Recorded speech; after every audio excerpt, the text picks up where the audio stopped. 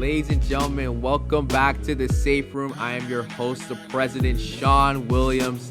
A little different today. Usually on a Fridays, I'm dropping episodes. Today, I'm actually recording one. Listen, guys, I will be back next week with an episode on Fridays. It's just like things are a little hectic for me, okay? Just leave you. Your boy needs to breathe sometimes, okay? But nonetheless, we have an amazing guest, someone that I actually met a couple weeks back.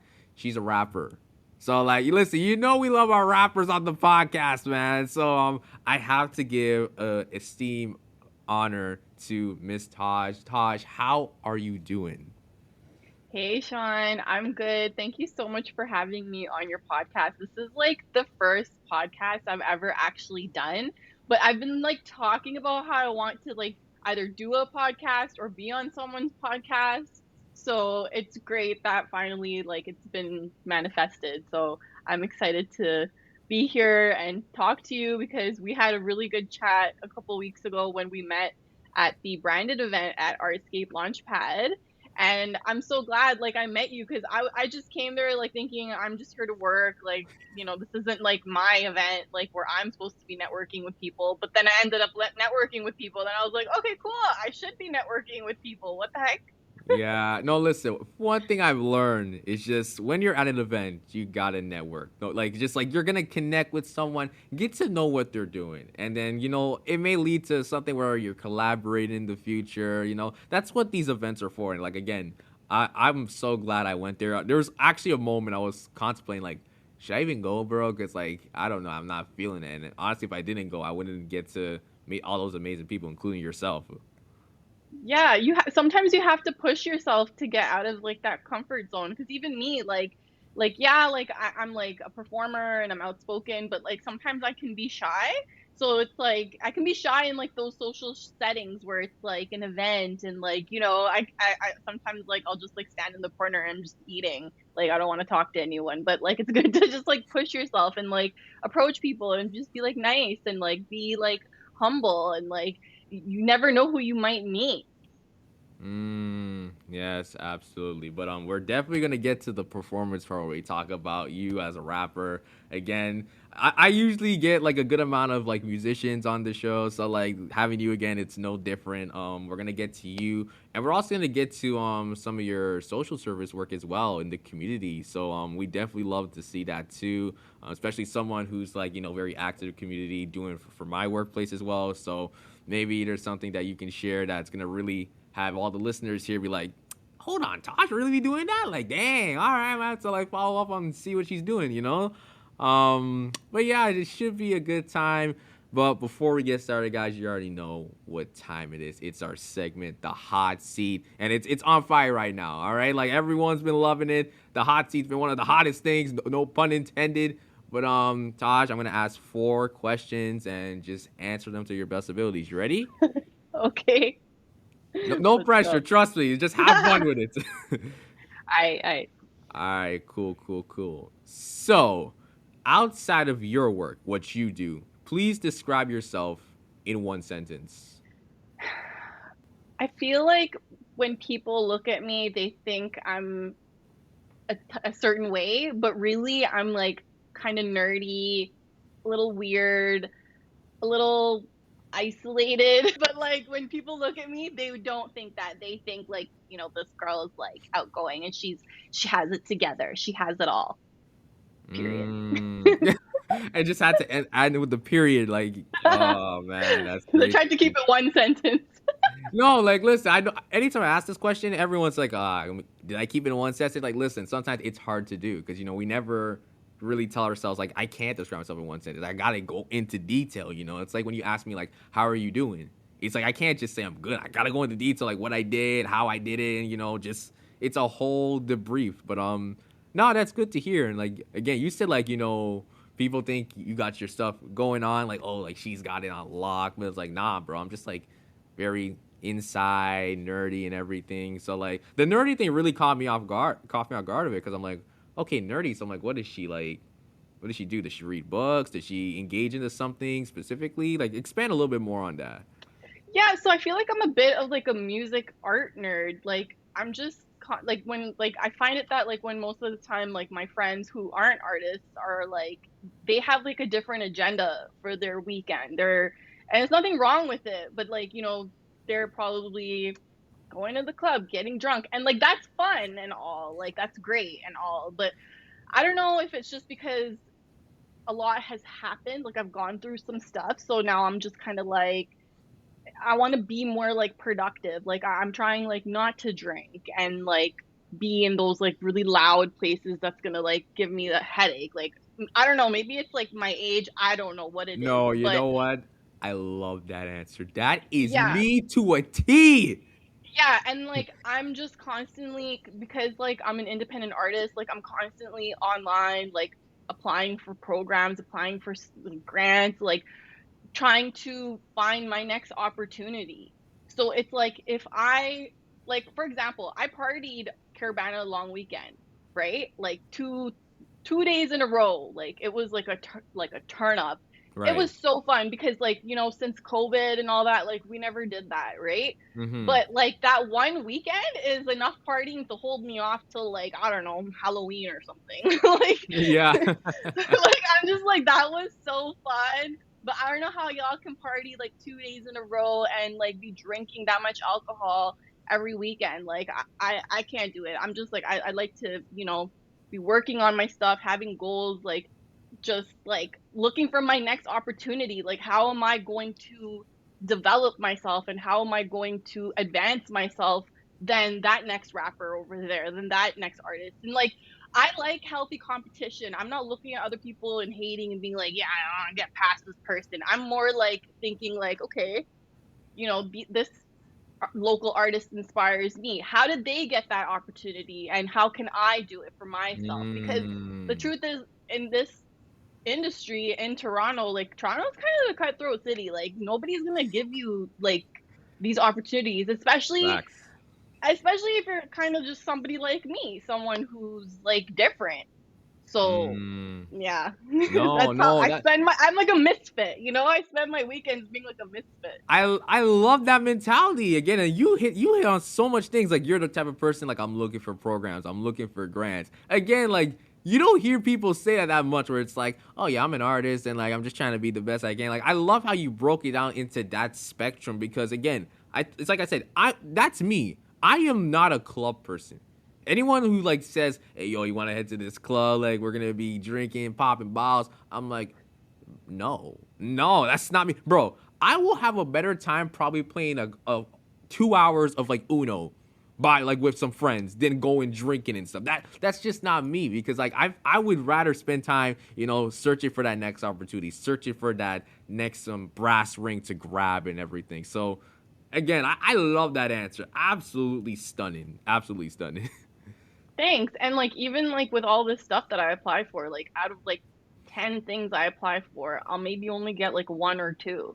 So like there's so much like disappointment sometimes because I'm like, oh my God, I spend all this time doing this and then more times people aren't even giving me the opportunity and then it's like, should I just like be doing should I be having fun and not doing this because like I Yeah. want to, but it's like then I lose the opportunity even if the answer is a no.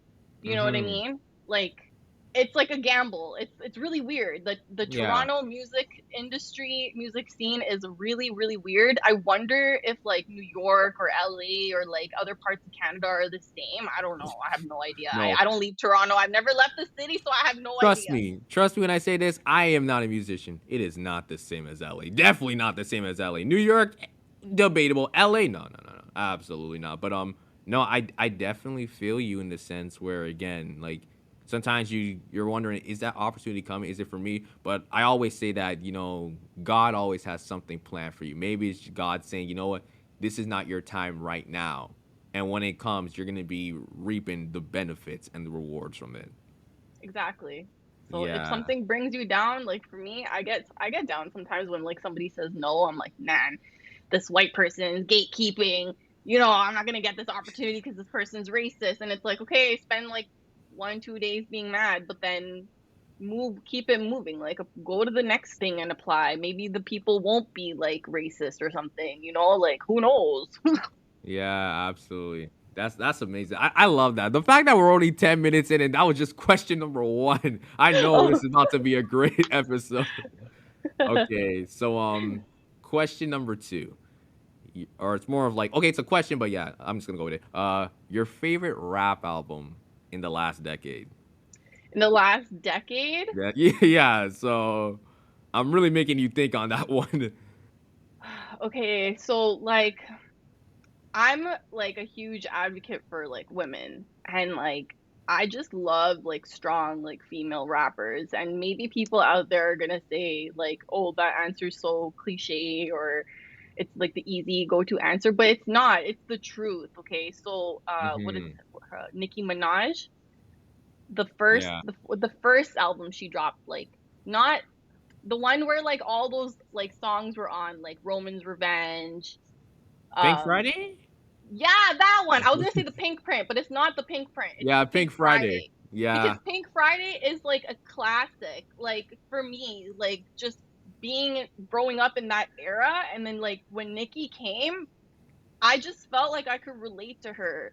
Hmm. And I still feel like that because like she just has it. Like Yeah, the it not a lot of factor. female rappers have it and she has it. She's strong like lyrically.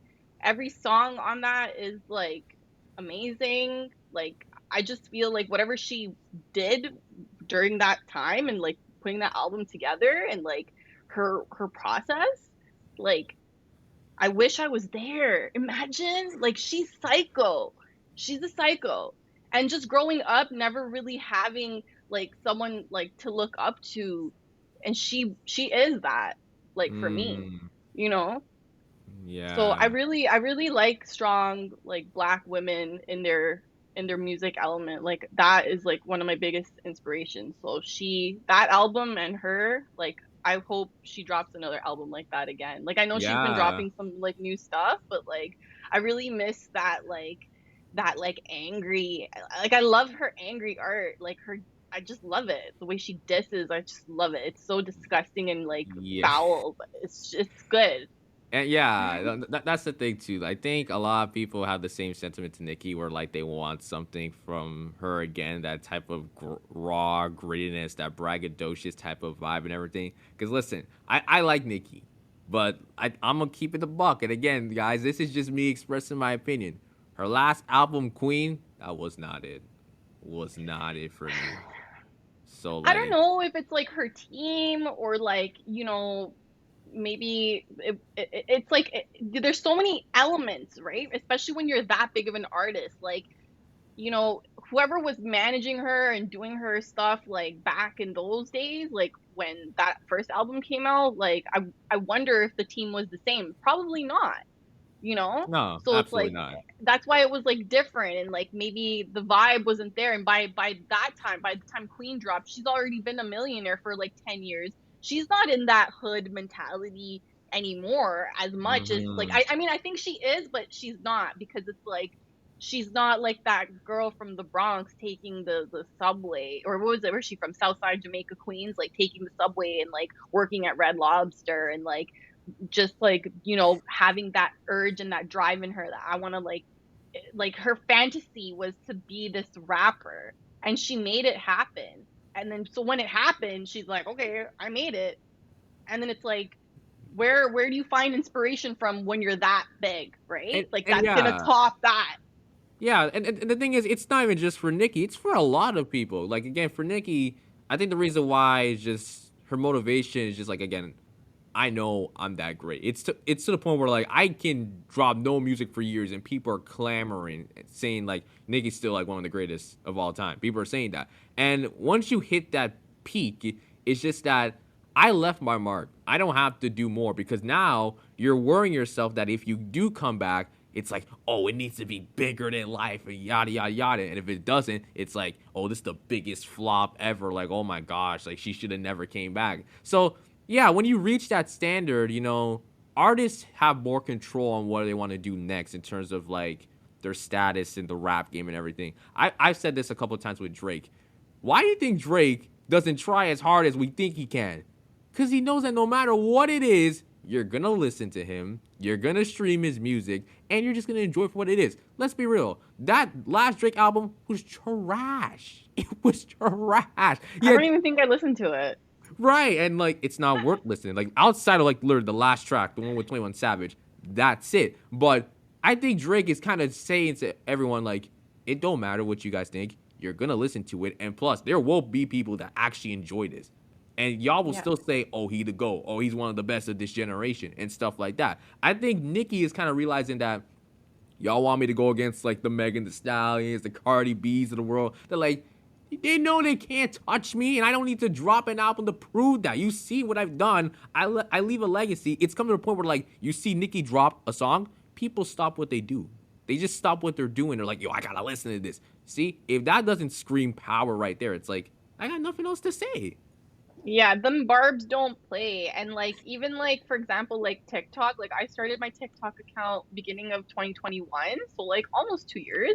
And like I was doing these like Nicki impressions and people were going crazy, like Roman's Revenge. Oh So people are man, like, do more, and I always have it in my head, like, oh, I have to schedule time to do another like Nicki impersonation, and then I never end up doing it because I'm so busy. But I'm always like, I have to do it because I like that shit I was need making to my see that TikTok now. grow. That shit was making my TikTok grow because people are like, yo, you actually like do the fucking faces and like the fucking possess Yo, if demonize and shit. if you can like send me a clip of that, like that would be perfect. I might have to like upload that and let people know because like, wait a minute, we got a Nicki Minaj 2.0 here. Like what? Yeah, I'll show you. I'll send it to you. I'll send you my TikTok. Absolutely. Oh my god, that's great to hear. But yeah, Nicki Minaj, Pink Friday, absolute Imagine classic. if I could just like make a career off of being a Nicki Minaj impersonator. I mean, there's people who do make careers off of like I don't know There if you are. no, I don't know if you know about what's his name? Michael Trapson. There's like this guy who imitates his Michael Jackson, but he does like hip hop Michael Jackson. Yeah. Where it's like, yeah, like he, There's a he Tupac one. There's a Tupac guy who does that. yeah. So like again, like I mean, if you want to venture into that, be my guest. Be my guest. Yo, I barely have time to be myself. I can't go like trying to be like someone else now. Yeah, I love that. I love that. Okay. Question number 3. An interesting fact that you rarely share. About myself? Yes. An interesting fact that I rarely share. I don't know. Give me an example. Like, what do you mean? I mean, it Like, doesn't even have to be anything like super secretive. Just something about you. Maybe it's just like, damn, like I really don't bring this up with a lot of people when I meet okay, them for the okay. first time.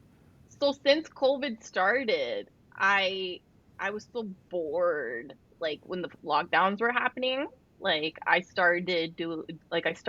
got my first tarot deck and I started doing tarot card readings for Mm. myself and for like my friends and stuff.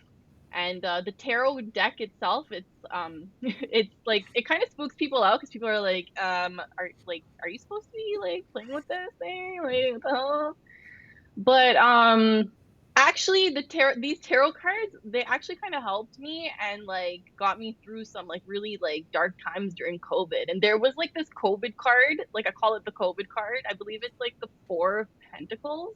It just kept popping up every time we were going to go into a lockdown. And then I realized, I'm like, I always see this card every time we're about to go into a lockdown. And the picture on the card, so the deck is Santa Muerte, which is like a deity from Mexico.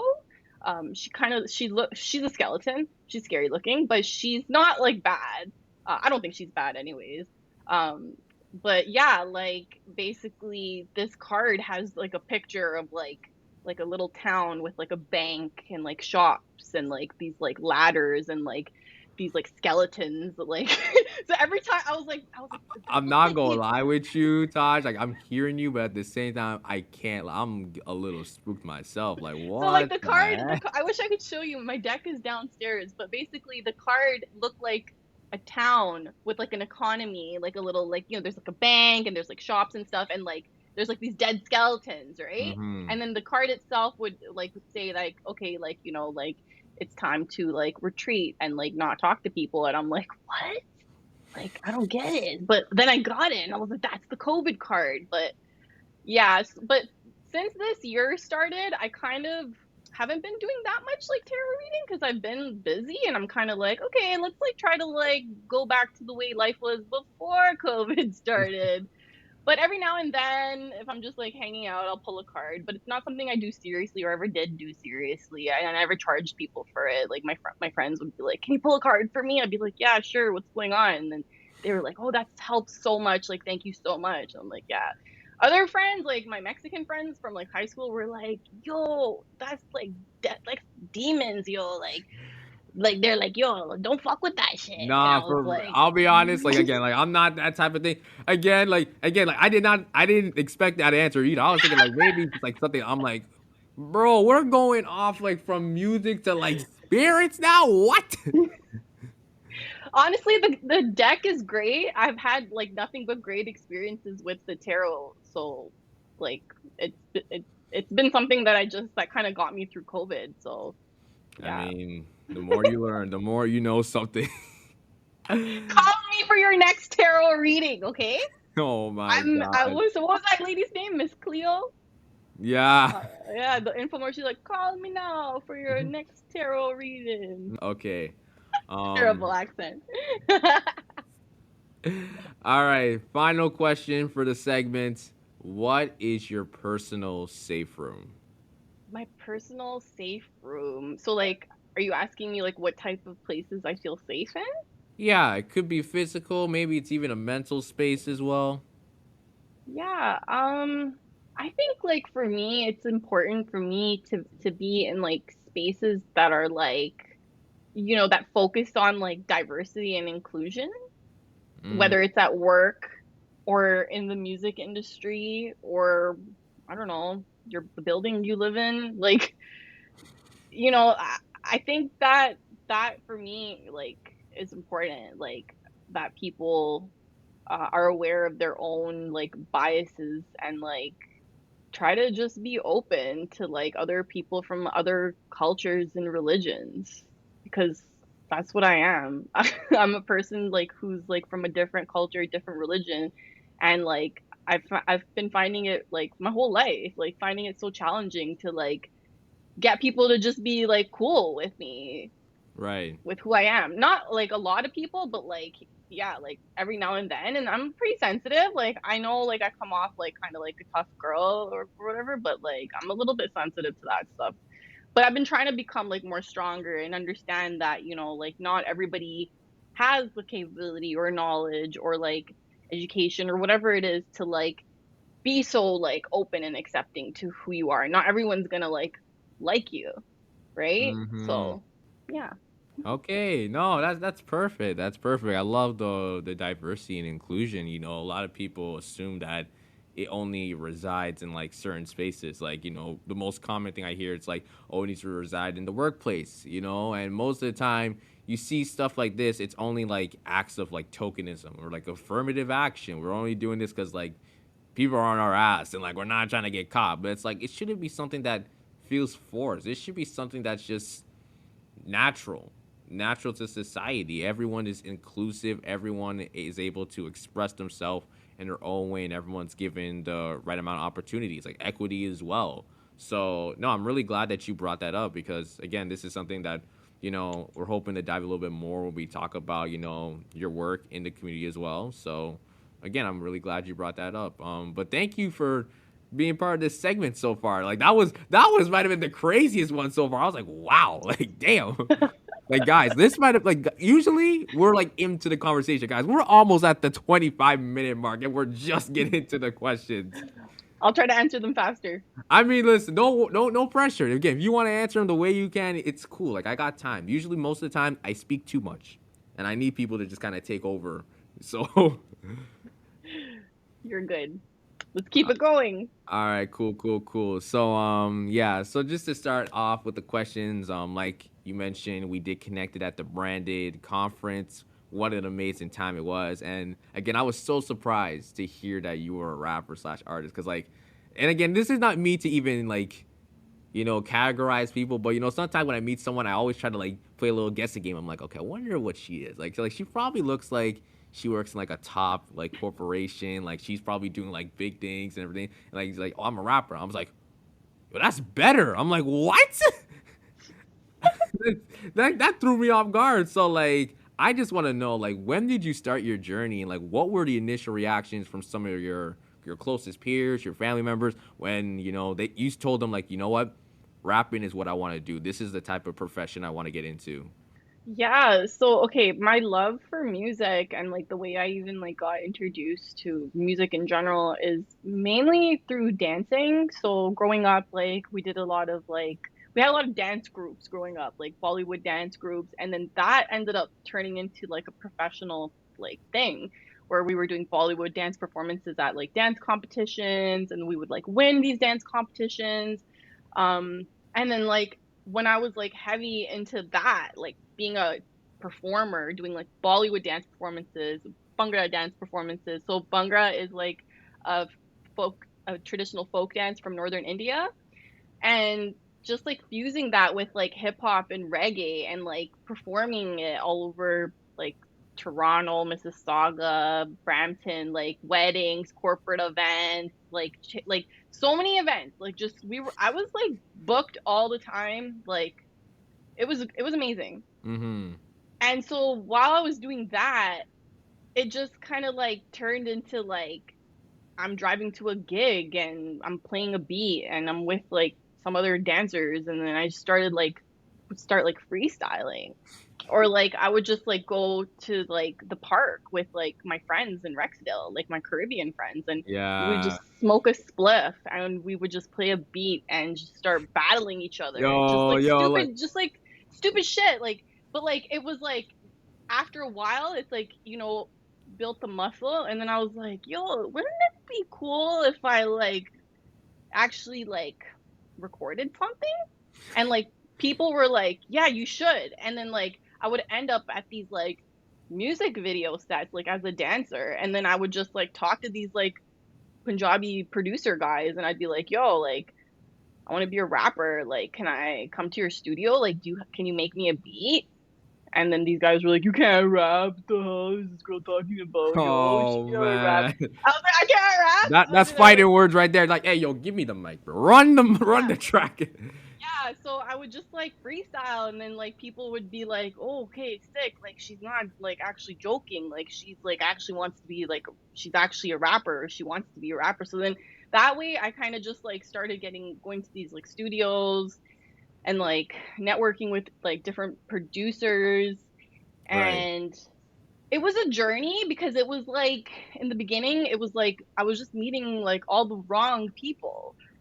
Mm-hmm. I would go to a studio, work on some stuff, and then never hear from this guy again. Or like politics, like I'm trying to make a song with a producer, but then some next like Punjabi guy who doesn't like me is like coming to him and like saying something about bad about me to him, and then now he's like, oh yeah, like just like drama, right? And I was like, yo, Yeah. I didn't come here for drama. I just wanted Mm-hmm. to like I just wanted to buy a beat off you, bro, and like make a song. But like it Right. just like was like, like I guess it was like hard for people in my community to like kind of like see past my gender and see past my, I don't know, just like see past like what they just see, right? Yeah, Like no, it's like it's labeling people, because I'm most of the time when you think of like a female artist, they're like, oh, R&B, because like that's mostly the dominant genre. So when they see a female rapper, it's just kind of like some people are douches about it, like, nah, she can't spit, and then there's gonna be some people like, okay, cool, but in the back of their head they're like, but how though? Like, is she nice, or is it kind of like the generic, hot girl, yeah, ow, all that type of stuff? And it's just like when you hear, it's like, nah, wait, she gutted these people with these bars. Like, what? Like, I didn't expect that to. yeah, exactly. And I felt like in the beginning when I would go to like different studios with different producers, like they were really adamant on like being like a Punjabi artist, like bringing like your Punjabi culture into it. And I was like, okay, I started this just rapping in English because like I like dancing to Indian music and I like Indian music, like Bollywood, Bhangra, and all that stuff. But I was like, but can I sing like that high? And can I sing? I'm not trained. I was like, I don't know. But then I started like fucking with like Punjabi folk music and like rapping in Punjabi. And I was like, oh, okay, I think I could fuck with this because it's still like being hip hop and being like a rapper, but like bringing like a little bit of a singing element to it, more traditional element, and like rapping in Punjabi because Mm-hmm. it's not really been a big thing that's been done. So, like Yeah. by a woman. So I think like that was like kind of cool, like exploring that and finding that like side of me because I didn't plan that at all. Like my plan was like to be like Nav, like just be like a Punjabi person from Rexdale who is a English rapper. Like he doesn't rap or sing in Punjabi, like he just straight is like English. He's like with Mm-hmm. OVO and like Weekend, right? So I was like, okay, I want to do that.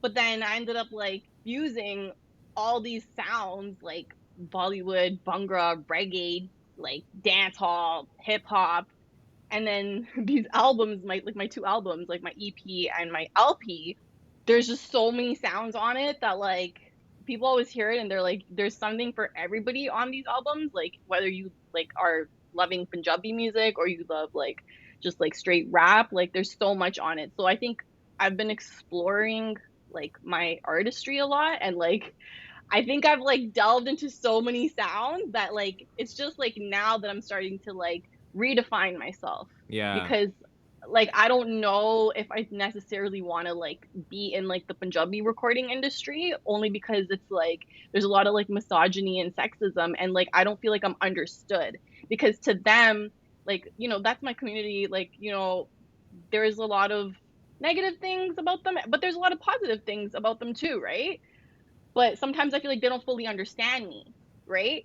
But then I go into like Western spaces, like, Toronto, like rap spaces, and then I bring my Punjabi element into it, and they're like, okay, that's cool, but we didn't understand anything you just said. And what language is this? Oh, it's not Spanish, it's not like French, it's nothing we've ever heard before. So it's like too different for them. So I'm kind Mm-hmm. of like in this like space where it's like I don't fit in anywhere. Like Yeah. literally, No, I'm I like know. the I misfit. I feel you. I feel you for sure. Cause I took a listen to Parda, and like my first initial reaction, I was like, this is different. Not just from like the way you rap, but again the instrumentals, the beat, the kind of ambiance from it. I'm like, yeah.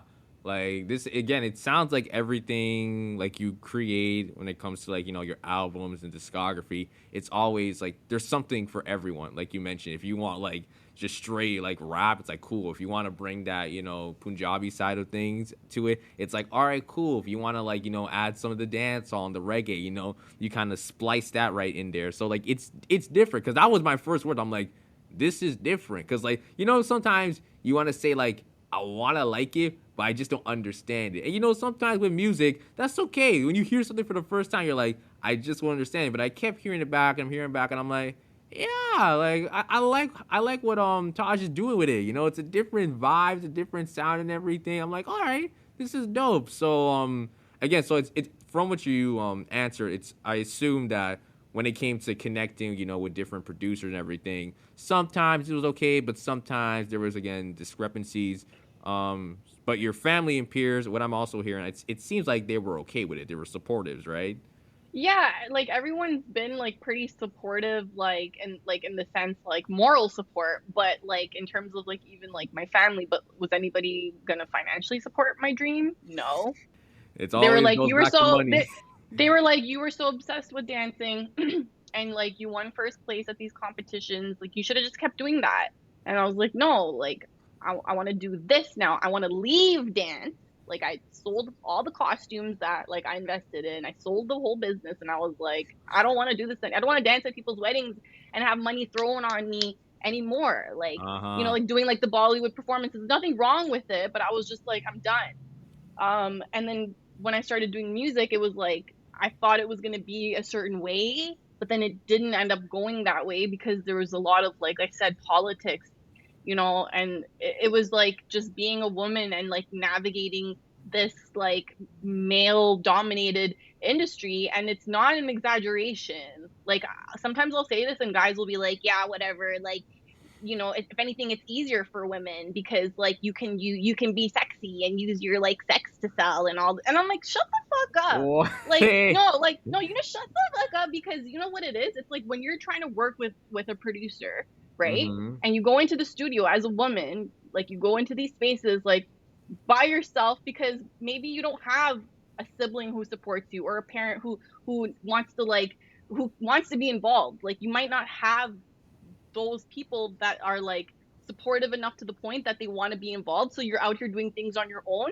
And so when these people, when these producers and stuff see that you're by yourself, you know, they think it's like an opportunity to like maybe take advantage of you financially or like, you know, this guy wants to vent to me about his marriage and I'm like I don't want to Mm, like you know like you're cool like producers like yo I love all the producers out there yo but seriously it's like I will come to your studio make music with you if I find like you have a good vibe maybe even I'll smoke a spliff with you right but like I don't want to like I don't come here and tell you like my problems of my life like I don't tell you anything about like my personal problems so like don't tell me yours like you know, and then some people are like, well, that's the game. You know, you got to play the game, whatever the fuck that means. Like, you know, you got to rub shoulders and, you know, I don't want to go there. I don't want to say it. I think, you know, I think everybody who's listening to this might know what I'm trying to say, yeah.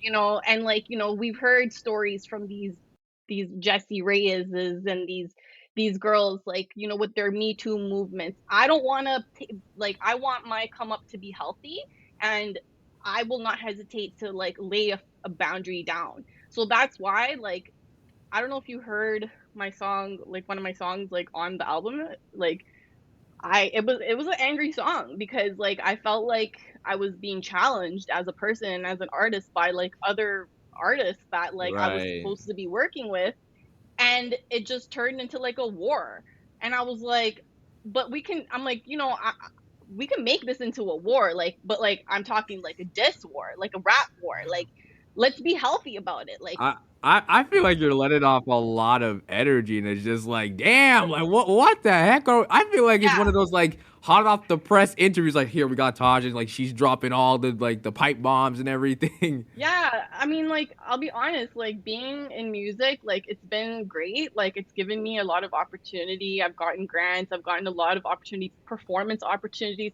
like opportunities to really grow. But then it's like there's this other whole side where it's like just impacted my mental health in a way. Mm, And like when I created the art that was like coming out of me and ended up being like angry and like diss, Toronto is like a soft city and was like, mm-hmm. oh my God, that's like too much. You're too much for us. You're going a little too hard there, little girl. You know, like girls like you shouldn't be rapping like that or saying those bars.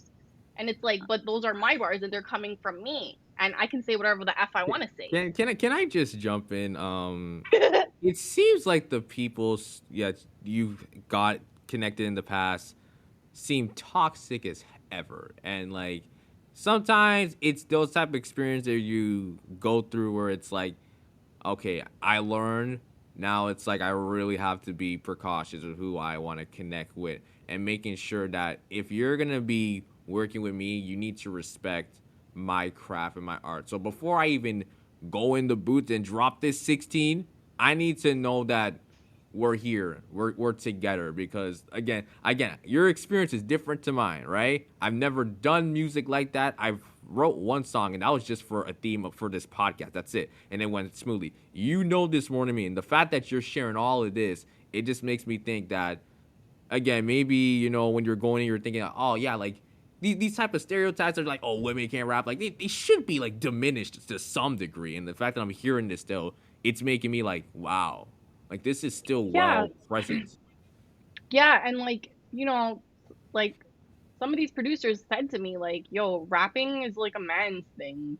It's like a guy thing to do. Like, you should be more feminine and be more like soft. And like, I was like, okay, I'm open to trying like singing, right? Like I like singing. It's fun and like I was open to it. And so we did experiment more with like kind of like pop R&B vocals and that's great. Like Right. on when I was performing, I found it that those were the songs that people were really like in the audience like they really loved that. And if you look at like Billboard, like those are the types of songs that are like doing good. So yeah, from a business aspect, I think like being more like softer and feminine might be like great, like, just to like if you really want to like get onto Billboard and stuff, right?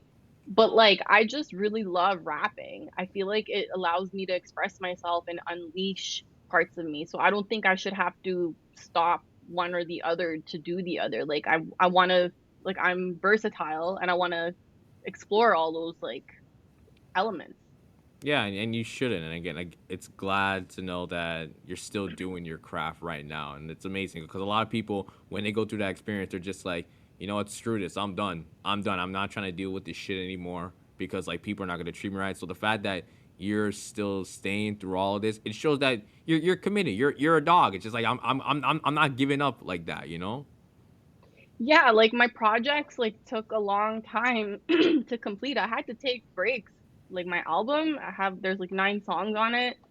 I had to take breaks like because I was like I just need a break. Like I don't want to deal with like the whole business side of things right now, or even maybe even the creative side, right? So then that ended up like it ended up like being like a really long process because I kept taking these breaks. So now that the project it's been out for like since like last November, like I just made a promise to myself that if I'm gonna go into the studio, make music again with people, that it has to be like healthy, right? Like if it doesn't feel like fun and like creative anymore, then I don't want to be there because life's too short. And like especially like with like the Punjabi music industry, like I don't know if you heard about like what happened to like Sidhu Moosewala. He was like a singer and like a rapper from India and he got like shot. He was a student here in Canada. Like he went to Humber Wow. College and he got shot in India for like I don't know why he got shot. I think it was just somebody jealous and like, hater. So even like in the Punjabi community, there's a lot of like violence and like a lot of like problems. And like Hmm. I just like after that happened to him, I was really like I just took a step back and I was like, yo, wait, it's real out here. Like these things are still happening. Like artists are still dying and getting shot up over like beefs, right? So I Hmm. was like, I want to start fresh and I don't want to go into any like toxic environment or toxic space. I'd rather like not do music than do it the way I was doing it, like with like those like people. Like, Right. yeah. Hmm. Yeah, I absolutely So feel it's you. sad. It sucks. It sucks because like people are always like, "Oh, like like you're an artist. That's so amazing." And I'm like, yeah, it's amazing until you start meeting people who act like they're there to help you, but really they're bringing you down. And that Hmm. is like mental, it's like narcissistic abuse. And that Yeah. shit fucks with people's mental health. And then so that was kind of like a big reason I got into social service work because I was like, yo, I have all these skills, I have all this like empathy, and like I feel everything so hard that like Hmm. my friends like consider me like their psychologists. Like when they call me and then like the way I listen to them, the way I give them advice, I was like I should be doing this professionally. So that's why I decided to also pursue like social service work because I was like, I don't know if like 10 years down the road, 15 years down the road, if like being a rapper, being an artist is like actually sustainable, which like kind of sucks, but Hmm. you don't know what the future is going to be like with COVID and That's everything. true. Like I haven't even performed on stage since like before COVID. And like when COVID happened and there was no more like applying to festivals and music festivals and like rehearsals and like dance and like there wasn't that stuff anymore, I was really like, wow, like God can really just, or not God, but like the world can just like really like change up. Like it's not, nothing is promised. Hmm. Nothing. Yeah, absolutely. You basically answered like 4 questions in the span of 30 minutes. I didn't even have to transit. You went and like I was about to, you saw me smiling at the end because you literally transitioned to the social service. And I'm like, bro, I don't even have to say nothing. I'm gonna let Taj just speak the rest of the time. Like, no, that's amazing. So just to go a little bit more into the social service, like, what did you do specifically? Were you working at a place? Were you just part of a program? Did you kind of see yourself in? Because again, you talked about the mental health of artists, how that's really crucial. So just go a little bit more into detail about that aspect. Okay, so right before COVID started, and I started like, really feeling like that deep empathy, like that I want to do something for like others. Um, I started volunteering, and I volunteered for it's like an LGBTQ disabled youth art program. Mm-hmm. So basically, I was like a support person, and one of my friends who is disabled and queer and trans told me like, hey, like you want to volunteer because like I'm putting together this program and we got like funding from like the arts council, and like it's going to be like an art program. And my friend was like, I know you like to cook, I need help with like cooking and preparing food, and like facilitating this art program with like youth who are like disabled, so they can be wheelchair users, they could have like a mental disability. um and yeah, so I was like, yeah, let's do it, let me totally volunteer and like see what's up. So I volunteered, and then eventually I was like hired. Mm-hmm. And my friend was like, yo, you're really good at this, like you as like me being a cisgendered like woman, able-bodied, putting myself in a space where, maybe like those people couldn't really like relate to me because they were like, what are you doing here? Like you're not disabled, and you're like cisgendered person. Like, what, why are you here basically? And I was like, Yeah. I want to be here because I want to help you, and I want to like open my mind up to like other people's struggles and experiences. And so when we would facilitate this program, like everybody would come in, and like there would be like a check-in moment, and people's struggles were so real, like being a wheelchair user or like having a device and trying to get onto like the TTC, and like having like problems with like the driver or like the bus, or like other people on the bus. Like people are mean, Yeah. people are mean. And when I would hear these stories, I wasn't surprised because I see, like, I take TTC. I've been taking TTC my whole life. So I've seen some shit.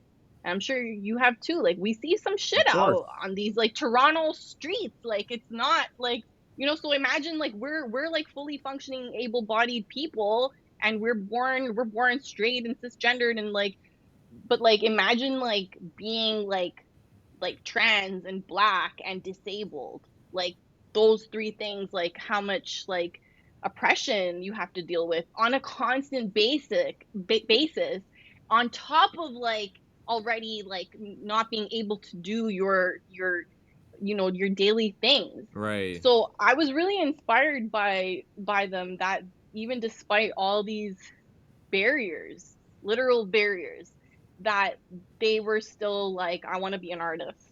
I want to Mm, make art.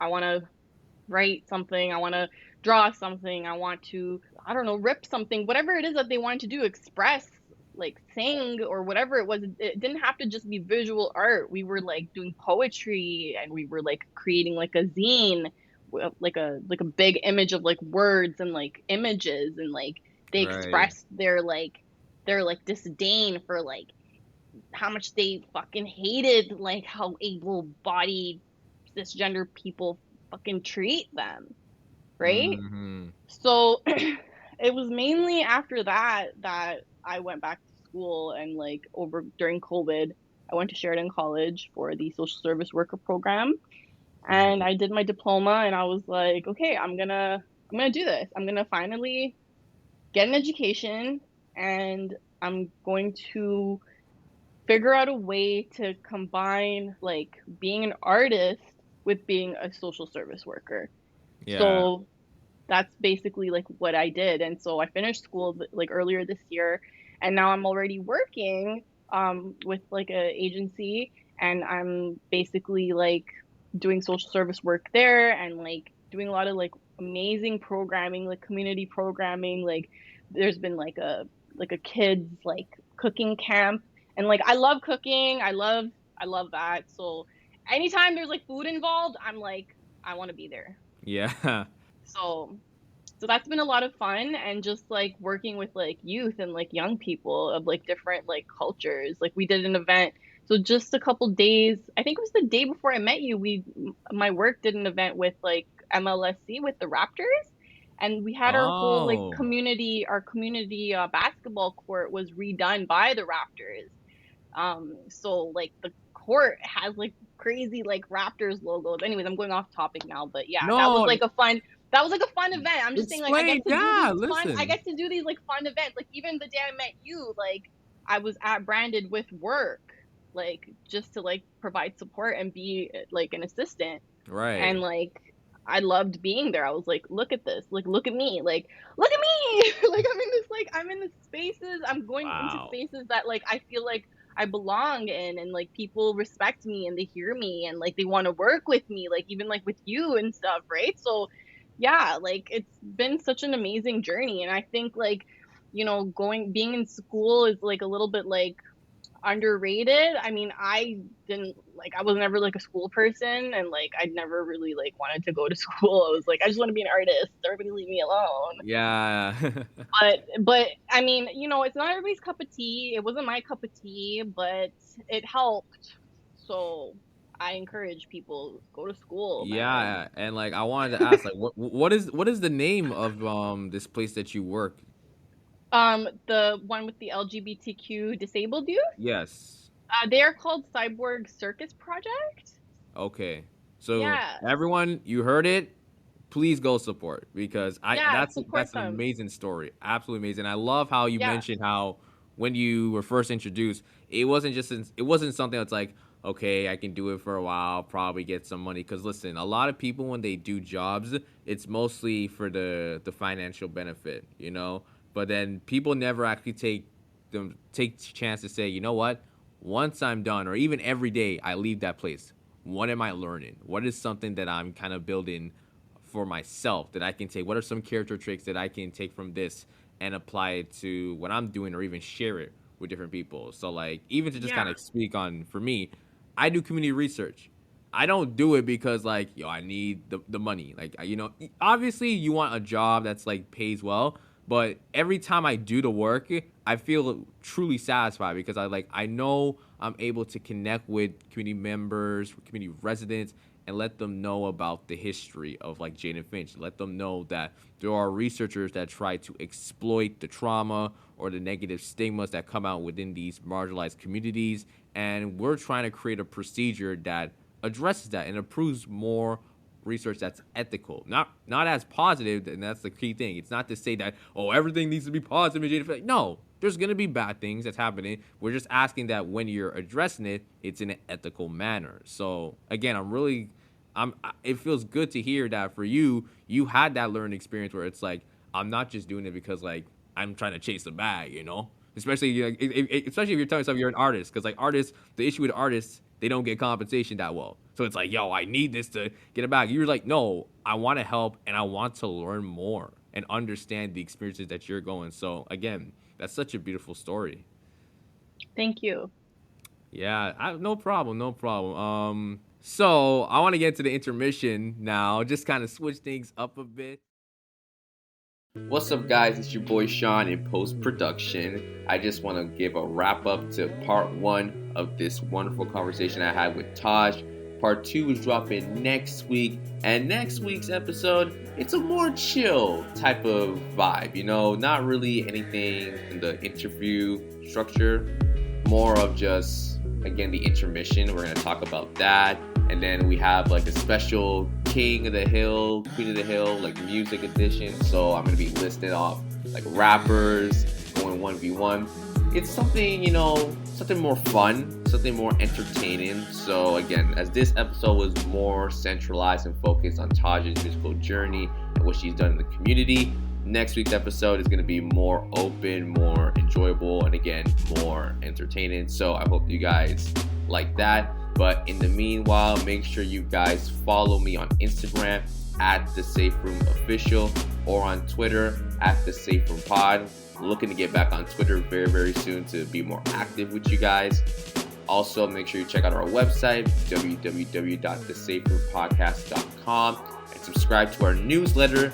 We just dropped our newsletter a couple weeks back. It's a monthly newsletter. You can sign up, and that way you'll be able to get all the updates and the different announcements for the podcast. And in the meantime, go subscribe to the podcast on Apple Podcasts, Spotify, Google Podcasts, and Amazon Music. Leave a rating and a review. And until then, make sure you tune in for next week's episode. I'll see you guys soon.